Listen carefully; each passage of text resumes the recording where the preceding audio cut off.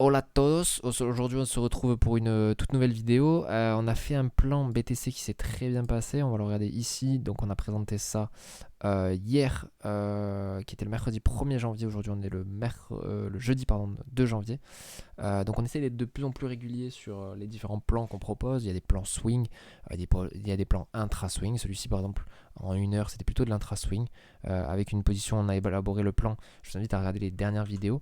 Et voilà, bon, c'est un peu poussif dans l'idée, mais ce qui est intéressant, c'est sur des UT plus importantes, en 4 heures, parce que je vous rappelle que c'est une entrée en intra, on va dire, parce que c'est de l'horaire, mais là des unités de temps UT15, etc. Mais l'idée, c'est quand même dans un plan plutôt 4 heures.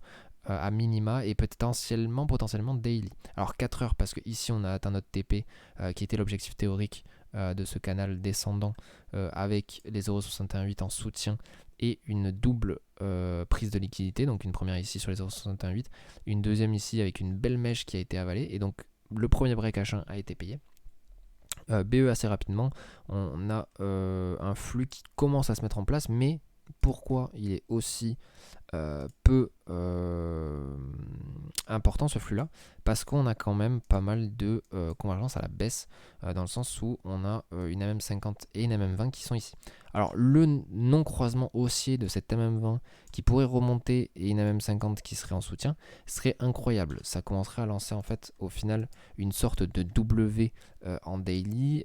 Pourquoi on dit un W? C'est parce que ici on a une position un peu qui est comme un W en fait tout simplement, et avec une prise ici avec beaucoup de mèches et surtout un plus bas ici qui prend en fait au final les plus bas de cette part du W. C'est très mal expliqué, mais dans l'idée je pense que vous l'avez compris à travers le dessin. Ce qui va nous permettre d'avoir un objectif théorique sur cette bande de Bollinger. Donc on va dire qu'on a de la marge. Néanmoins, il ne faut pas non plus être idéaliste, dans le sens où ça va partir tout droit direct. On aura plusieurs occasions, même pour ceux qui ne sont pas encore dans ce plan-là, de re-rentrer.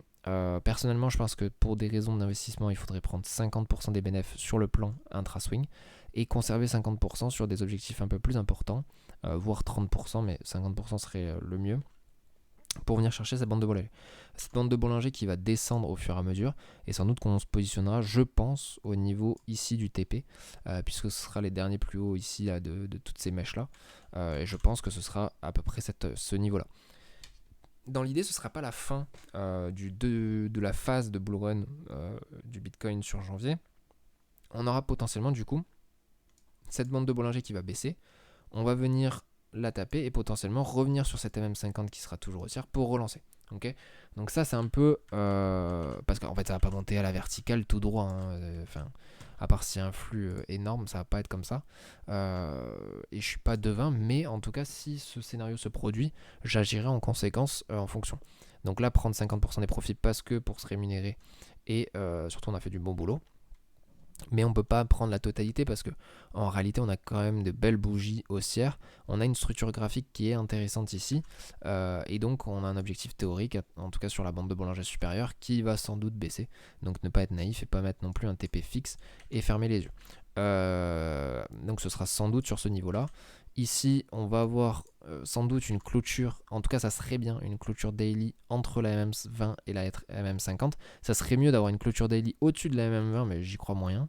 Dans tous les cas, même en intraday, je pense que si on clôture ici dans cette zone au-dessus de la MM50 et la MM20, on aura un pullback sur cette MM50 qui nous permettra, même en intraday, de renforcer, ou peut-être de reprendre les 50%. Voilà, donc ça va être intéressant. Ce qu'il ne faudrait pas, et le pire scénario, il faut toujours l'envisager, qu'on ait une clôture daily en dessous, puisqu'en fait au final on reviendrait chercher les objectifs théoriques du plan initial. Mais pour l'instant le plan swing, au final vous voyez il n'allait pas forcément se passer, en tout cas au vu de ce qu'on voit là. Donc vous voyez, une, deux, trois bougies daily peuvent changer complètement un scénario. Il ne faut pas être fermé, c'est pour ça que l'intra te permet de rentrer sur des setups de manière plus sereine, dans le sens où on a un BE qui est beaucoup plus proche. Vous voyez, moi j'avais mis le BE ici, donc au final ici on a gardé les 50% de toute cette hausse. Voilà, donc en fait l'intra te permet de rentrer quand même dans le marché avec des SL beaucoup plus courts. C'est vrai que là je vous avais proposé cette SL là, mais en réalité cette SL là suffisait largement. Et donc après on peut laisser courir nos gains et viser des TP plus importants. Donc ça c'est intéressant, il ne faut pas non plus abuser de cet intra-swing, puisque en réalité il faut quand même des plans qui soient sur du H4 ou du daily, sinon au final on est juste un intraday, je sais pas comment ça se dit, mais un mec qui fait de l'intraday quoi, et pas au final un mec qui fait du swing. Donc voilà au niveau du plan BTC, on sera amené du coup à surveiller ça de très près dans les prochains jours. Donc n'hésitez pas à vous abonner pour ceux qui le souhaitent, il y en a quelques-uns qui se sont abonnés. Qu'est-ce que je voulais voir aussi? Je voulais voir aussi le plan GPP-USD sur lequel on en parle depuis quelques temps et qui est en train de tourner dans notre sens entre guillemets. Pour ceux qui n'ont pas vu les dernières vidéos, je vous invite à le regarder. On avait un plan sur le GPP-USD où on a pris en fait dans le groupe directement. Si je regarde ici, on va avoir dans mes positions, on avait proposé le GPP-USD ici très peu actif en ce moment, mais j'ai ce plan sur le GPP-USD en weekly qui m'intéresse beaucoup. Donc ça c'était le 5-12 dans le groupe. Voilà, donc on a fait le suivi, on a fait un premier TP1 et ensuite on laisse courir pour la suite. Donc là au final, vous voyez, on a fait le suivi tranquillement. Et là on en est là aujourd'hui, donc très intéressant, un bon ratio de 4 sur des unités de temps daily, donc ça c'est cool. Et honnêtement on n'a pas du tout galéré sur ce plan là, puisque comme vous voyez on a été pris sur ce setup, mais on n'a vraiment pas galéré, donc ça c'est une bonne chose.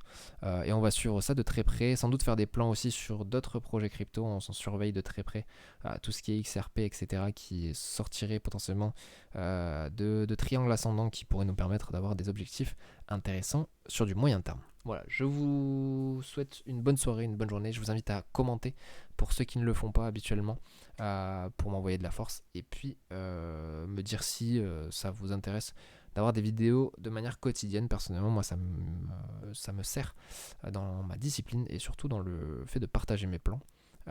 Et comme vous pouvez le voir, c'est pas plus mal pour l'instant. Voilà, donc je vous souhaite une bonne fin de journée, une bonne soirée et puis je vous dis à la prochaine.